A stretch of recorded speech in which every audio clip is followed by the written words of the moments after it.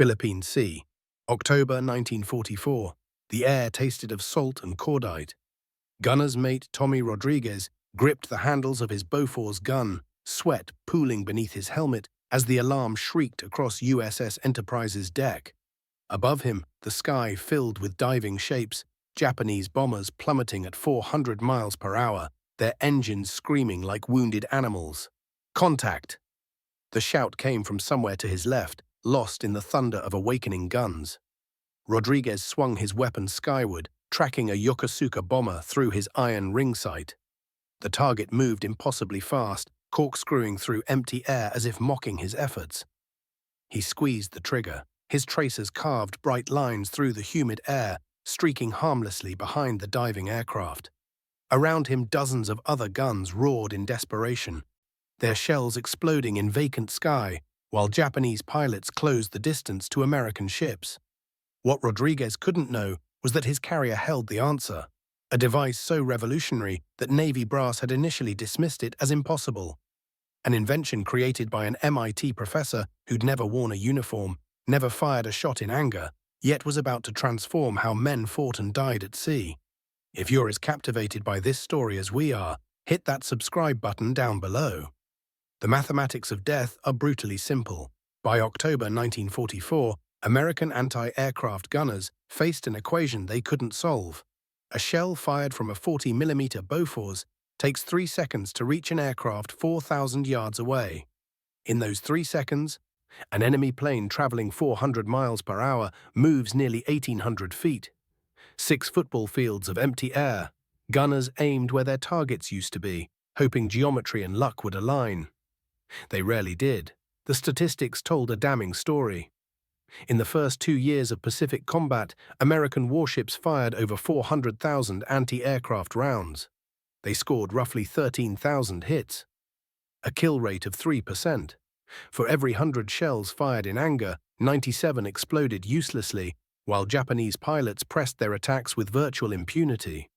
The problem wasn't courage or training, it was physics. Human reflexes simply couldn't calculate 3-dimensional intercepts fast enough for modern aerial warfare. Gunners tracked moving targets through simple iron sights that showed them where their weapons pointed, not where they needed to aim. Enemy aircraft didn't cooperate by flying straight and level. They dove, climbed, banked, and spiraled, creating puzzles that human judgment couldn't solve in the split seconds available. The Navy's Bureau of Ordnance had tried everything. They'd contracted with America's best engineering firms, Westinghouse, General Electric, Ford Instrument Company, to develop mechanical fire control computers. These room-sized devices could theoretically calculate proper lead angles, but they proved too complex for rapid target changes, too delicate for shipboard use, too slow for combat where targets maneuvered unpredictably. Expert consensus held the problem fundamentally unsolvable. Admiral William Halsey stated it plainly in 1942, "Anti-aircraft gunnery is more art than science. We can teach our boys to point and shoot, but we cannot teach machines to think like fighter pilots." Meanwhile, the war's balance shifted. German Luftwaffe demonstrated precision bombing's effectiveness against British cities. Japanese naval aviation proved devastating at Pearl Harbor. American warships needed effective air defense, but current weapons achieved hit rates barely above random chance. The Navy's institutional blindness created a deadly feedback loop. Senior officers insisted better training and more guns would solve the problem, ignoring the mathematical reality that human reflexes had reached their limits. Failed solutions received more funding, while innovative approaches were dismissed as impractical. Navy bureaucrats protected their reputations by blaming gunner training, rather than acknowledging fundamental technological limitations. The human cost became clear in the war's opening months. Japanese aircraft attacked American ships with minimal losses, while defensive fire remained largely ineffective. Sailors watched helplessly as enemy bombers and torpedo planes approached their vessels, knowing their guns offered little protection against determined attackers. Then came October 1944. The kamikazes appeared. Japanese pilots no longer needed to survive their attacks. Every enemy aircraft became a guided missile, its pilot determined to die. Traditional anti-aircraft tactics, designed to discourage attacking pilots, became useless against men who embraced death. The crisis became urgent. American ships needed a solution. They just didn't know they already had one. Massachusetts Institute of Technology, May 1940. Charles Stark Draper sat in the faculty dining room, sleeves rolled up, sketching equations on a napkin. At 38, Doc Draper possessed no military credentials, no formal weapons training, no experience with naval gunnery. His academic specialty was precision instrumentation, a field so obscure most Navy officers couldn't explain what he did for a living. Draper's unconventional background made him an unlikely candidate to revolutionize warfare. He'd earned his doctorate studying gyroscopic instruments, focusing on devices that measured rotation with microscopic precision. While Navy engineers designed massive fire control computers, Draper worked with spinning wheels the size of silver dollars. The breakthrough came during lunch with pilots from Sperry Gyroscope Company. They were testing Draper's latest invention, a rate-of-turn indicator that helped pilots determine how fast their aircraft banked. Someone brought a newspaper containing headlines about German tanks advancing through France. The conversation turned to military applications. A pilot mentioned the difficulty of hitting moving targets from aircraft. French gunners could hit stationary targets, he explained, but nothing that moved fast. Draper stopped eating. He stared at his gyroscopic turn indicator, his engineering mind grasping the connection between measuring aircraft rotation and calculating firing solutions for moving targets. What if we could make the gun sight automatically lead the target? The table fell silent. The concept seemed impossible, a mechanical device that could think ahead, calculating where to aim based on a target's current movement. But Draper saw the mathematical elegance. His gyroscope didn't need intelligence. It just needed precision. Over following weeks, Draper became obsessed. His office filled with calculations covering trajectory mathematics, gyroscopic mechanics, optical sight design. His insight was revolutionary. Instead of replacing human judgment with mechanical computation, he would augment human reflexes with gyroscopic precision. The gunner would still track the target and pull the trigger, but the sight would automatically adjust the aiming point to compensate for movement. By September 1940, he'd worked out the theoretical basis. The device would use a small gyroscope to measure how fast a gunner tracked a moving target, then automatically offset the sight's aiming point to provide correct lead angle. An idea so simple that trained engineers had overlooked it. So revolutionary, it would transform aerial warfare forever. MIT Instrumentation Laboratory. September 1940. 10 o'clock at night. Draper worked alone in his basement laboratory, surrounded by machine tools and precision instruments. On his workbench sat a crude prototype that looked more like a science project than a military weapon. A rectangular metal box the size of a shoebox, connected to a .22 caliber rifle by cables and mounting brackets. The shoebox contained his revolutionary invention, a gyroscope the size of a silver dollar spinning at 24,000 revolutions per minute, coupled to an optical system projecting an illuminated reticle onto angled glass. When a gunner tracked a moving target, the gyroscope measured rate of movement and automatically adjusted the aiming point to compensate for future position. Tonight marked the first live fire test. Draper mounted the modified rifle on a pipe stand to support the extra weight. He'd rigged a simple target system, a white towel attached to a rope moving back and forth across the laboratory like a pendulum, simulating an aircraft crossing a gunner's field of view. The first shot missed completely. His calculations were slightly off. The sight provided too much lead. He adjusted the gyroscope settings and fired again. Closer, but still behind. For 3 hours, Draper fired single shots at his improvised target, making minute adjustments after each miss. Gradually, the system improved. By midnight, he was hitting the moving towel consistently, something nearly impossible with conventional iron sights. The breakthrough came with his final shot. The towel swung across his field of view at an angle, simulating an aircraft in a banking turn. Draper tracked the target smoothly, letting his gyroscopic sight automatically calculate lead angle. He squeezed the trigger. The bullet tore through the center of the moving towel. Draper stared in amazement. His crude prototype had just accomplished something military experts considered impossible. automatically calculating correct firing solution for a maneuvering target. The implications were staggering. Navy Department, Washington. May 1941, Lieutenant Commander Marion Murphy led Draper through corridors of the Navy's most powerful technical bureau, past offices filled with engineering blueprints and scale models of massive fire control systems. They were heading to a meeting that would determine whether Draper's revolutionary gun sight received official support or disappeared into bureaucratic obscurity. The conference room contained 12 senior officers and civilian engineers representing the Navy's best technical minds. At the head sat Captain William Blandy, Chief of the Bureau of Ordnance's Research and Development Division. Murphy began. Dr. Draper has developed a gyroscopic gun sight that automatically computes lead angles for moving targets. The device weighs less than 20 pounds and requires no external power source.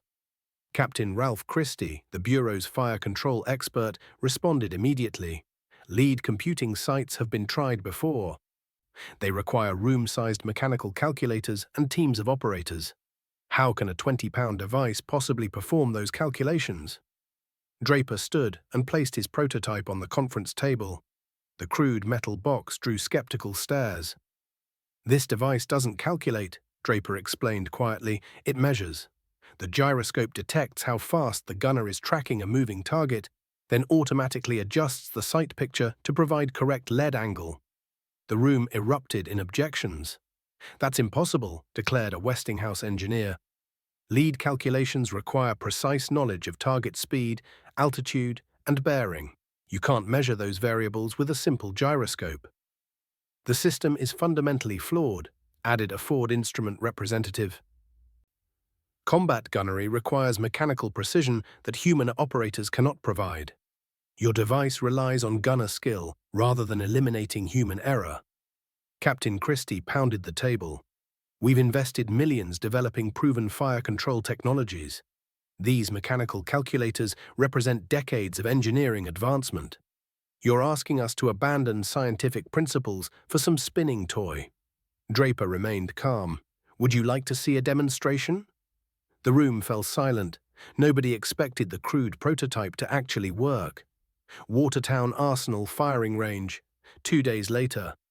The same group assembled as Draper mounted his modified rifle on a shooting stand. Murphy operated a mechanical device pulling targets across the range at varying speeds and angles. The first target appeared, a white panel moving from left to right at approximately 30 miles per hour. Draper shouldered his rifle, tracked the target through his gyroscopic sight, and fired. The bullet struck the moving panel dead center. Murmurs of surprise rippled through observers. "Again," ordered Captain Blandy. The second target moved faster, following an irregular path. Draper tracked smoothly, allowing his sight to automatically calculate lead angle. Another perfect hit. By the fifth consecutive hit on moving targets, skepticism had transformed into amazement. Captain Christie approached the rifle and examined the gyroscopic sight mechanism. "How does it work?" he asked quietly. Draper explained the physics. The gyroscope measured angular velocity, how fast the gunner turned to follow a moving target. Since angular velocity related directly to required lead angle, the sight could automatically provide correct aiming point without knowing the target's actual speed or distance. Captain Blandy made the decision that would change naval warfare. "I want specifications and pricing for 50 experimental units. If this device works as demonstrated, we'll need thousands." The room erupted, but this time with excitement rather than skepticism. Officers and engineers crowded around Draper's prototype, asking technical questions and discussing implementation possibilities. Within 24 hours, the Navy placed its first order for 12 experimental Mark 14 gun sights. The impossible device that experts had dismissed as insane would soon equip every major warship in the American fleet. If you're loving this story of American innovation, make sure you're subscribed with notifications on. We've got more incredible tales of wartime ingenuity that changed history. Naval Proving Ground, Virginia, January 1943. Commander Arthur MacDonald oversaw the most comprehensive weapons test in naval history. As technicians mounted the first production, Mark 14 gun sights on 40mm Bofors anti-aircraft guns, Statistical results would determine whether Draper's invention became standard equipment for the entire Navy. The testing protocol was brutal in its precision. Target drones flew predetermined courses at various speeds, altitudes, and approach angles, while gun crews fired measured bursts. Electronic counters recorded every shot fired and every hit achieved, creating exact mathematical measure of the sight's effectiveness. Baseline testing with conventional iron sights. Rounds fired, 12,847. Targets hit, 412. Success rate, 3.2%. Testing with Mark 14 gyroscopic sights. Rounds fired, 11,233. Targets hit, 1,527. Success rate, 10.1%. The improvement was dramatic, more than triple the kill rate of conventional sights. But the most remarkable results came from tracking individual gun crews over multiple practice sessions. Gunners using Mark 14 sights improved rapidly as automatic lead calculation allowed them to focus on smooth target tracking rather than mental mathematics. Gunner's mate. First Class Joseph Romano provided typical feedback. With the old sights, I was always guessing where to aim. Half the time I'd overshoot, half the time I'd undershoot. With the Mark 14, I just keep the target in the sight and squeeze the trigger. The sight does the thinking for me. By June 1943, production Mark 14 sights began reaching the Pacific Fleet. The first combat test came during the invasion of the Gilbert Islands. USS Lexington, November 1943, 50 miles northeast of Tarawa Atoll. Aviation ordnanceman, Second Class Mike Sullivan crouched behind his 40mm Bofors gun as the carrier's radar picked up incoming Japanese aircraft. The Betty bombers approached at 15,000 feet before beginning attack dives, accelerating past 350 miles per hour as they targeted the American task force. "Bogies inbound bearing 270, Istusa," shouted the gun director-operator. Sullivan swung his weapon toward approaching aircraft, peering through his Mark 14 gyroscopic sight. The illuminated reticle showed him exactly where to aim, automatically adjusting as he tracked the diving bomber. The first Japanese aircraft entered his effective range at 4,000 yards. Sullivan opened fire, sending a stream of 40mm shells toward the enemy plane. His tracers streaked ahead of the target, exactly where the Mark 14 predicted the aircraft would be. The bomber exploded in mid-air, sending flaming debris into the ocean below. "Got him," Sullivan yelled, already swinging toward the second attacker. Within 15 minutes, the American task force shot down 11 Japanese aircraft while suffering only minor damage to one destroyer. The kill ratio represented a complete reversal of previous engagements where Japanese pilots routinely penetrated American air defenses. But the most dramatic proof of the Mark 14's effectiveness came during kamikaze attacks on the Philippines. USS Enterprise, Philippine Sea, October 25, 1944. Tommy Rodriguez, the same sailor from our opening scene, now operated a 40mm Bofors equipped with Dr. Draper's revolutionary sight. As Japanese dive bombers streaked toward his carrier in the first organized kamikaze attack, Rodriguez tracked the lead aircraft through his Mark 14 gun sight. The gyroscopic mechanism automatically calculated correct lead angle as the kamikaze pilot dove at 400 miles per hour. Rodriguez kept the target centered in his sight picture and maintained steady fire. His shells intercepted the diving aircraft at 2,000 yards, destroying it before it could reach the carrier. Around him, dozens of other gun crews equipped with Mark 14 sights achieved similar success. The kamikaze attack that should have devastated the American task force instead resulted in heavy Japanese losses with minimal damage to U.S. ships. The statistical improvement was staggering. During the Philippine campaign, ships equipped with Mark 14 sights shot down nearly 79% of kamikaze aircraft that engaged them. 7 out of every 10 suicide planes fell from the sky before reaching their targets. If this incredible story has you hooked, hit that subscribe button and ring the notification bell so you don't miss what comes next. The enemy reaction revealed the magnitude of transformation. Intercepted Japanese communications showed growing alarm about American anti-aircraft effectiveness. Commander Yoshio of the 343rd Naval Air Group reported to his superiors, "American defensive fire has become devastatingly accurate. Our pilots report that enemy tracers now intercept our aircraft with mechanical precision. Previous tactics of high-speed approaches no longer provide adequate protection." Lieutenant Saburo Sakai, Japan's leading ace, observed, "Something has changed in American gunnery. Their shells now arrive exactly where our aircraft will be, not where they are. It is as if their gunners can see into the future." The most telling assessment came from Admiral Takijiro Onishi, commander of Japanese naval aviation. "American ships have become nearly impossible to attack. Their anti-aircraft fire achieves hit rates that approach theoretical maximums. We must assume that every approach to enemy vessels will result in our aircraft's destruction." The human impact extended beyond statistics. American sailors who had watched helplessly as enemy aircraft approached their ships now possessed effective defensive weapons. Seaman First Class Robert Hayes of USS Franklin wrote to his family, "We don't feel helpless anymore when the Japs come calling. Our guns work now, really work. When we shoot at them, they go down. It's like having a guardian angel watching over every ship in the fleet." Tokyo Bay, August 1945. As General MacArthur accepted Japan's surrender aboard the battleship Missouri, every major Navy vessel in the harbor carried multiple Mark 14 gyroscopic gun sights.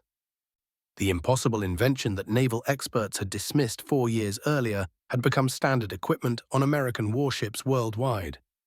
The final statistics revealed the magnitude of Dr. Draper's contribution to Allied victory. Total Mark 14 gun sights produced 85,000 units. Enemy aircraft destroyed by ships equipped with the sight, over 23,000. American lives saved, estimated 50,000. Post-war analysis showed that ships equipped with Mark 14 sights achieved anti-aircraft kill rates 15 times higher than vessels using conventional gunnery. The mathematical precision was staggering. A simple gyroscopic device transformed naval air defense from ineffective desperation into lethal certainty. The most powerful testimony came from the men who lived through the transformation.